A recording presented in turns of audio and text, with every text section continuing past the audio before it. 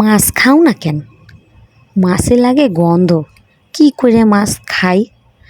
তা মাছ যদি এইরাম খাও একটু কিন্তু গন্ধ লাগবেন না। কি করে মাছের গন্ধ দূর করা যায় তাই তো আজকে আপনাদের শেখাবো। 3 পিস রুই মাছ নিয়েছি। কড়াইতে অল্প একটু পানি আর একটু লবণ হলুদ মিশিয়ে মাছগুলোরে দিয়ে দেব। এখন মাছের গন্ধ কি করে দূর করতে হবে? অনেকে মাছের গন্ধের জন্যই মাছ খেতে পারে না, এটা কিন্তু ঠিক না।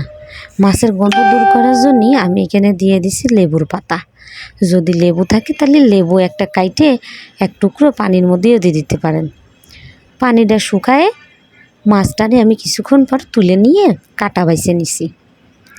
এখন এর ভিতরে আমি দিয়ে দিছি কত রকমের জিনিস, পেঁয়াজ কুচি, ধনেপাতা কুচি, পুদিনার পাতা কুচি, জিরের গুঁড়ো, ধনের গুঁড়ো, হলুদের গুঁড়ো, কাঁচামরিচ, লবণ দিয়ে ভালো করে এগুলোর মাইখে নিতে হবে না। রোজার মাস কি করবো তাই ভাবতেছি, ভাবলাম মাছের এই সবটাই বানাই ফেলি।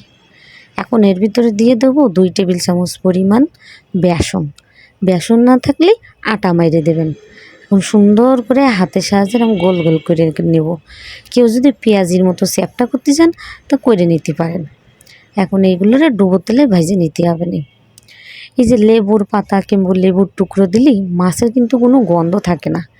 আমি কিন্তু একটা পাবলিক যে মাছ খায় না, তবে মাছের গন্ধ এরকম দূর করে দিলে সাথে আমি একটু খাই, তাই তো এই সবটা করে ফেললাম। যখন এরকম ব্রাউন কালার হয়ে যাবে তখন কিন্তু এটা নামাই নেব। এখন দেখেন নামাই নেওয়ার পরে কী যে সুন্দর লাগতেছে দেখতে, খাইতেও কিন্তু বিশাল মজা ছিল। তাই রোজার মাসে যদি অন্য কিছু না খাইতে চান, মাছের এই সবটা কিন্তু খাইয়ে দেখতে পারেন। যেমন সুন্দর টেস্টি হয়েছে তেমন সুন্দর একটা গন্ধও বের হয়েছে, আর অনেক মুচমুচে হয়েছে। তাই দেরি না করে এখনই বানাই ফেলেন।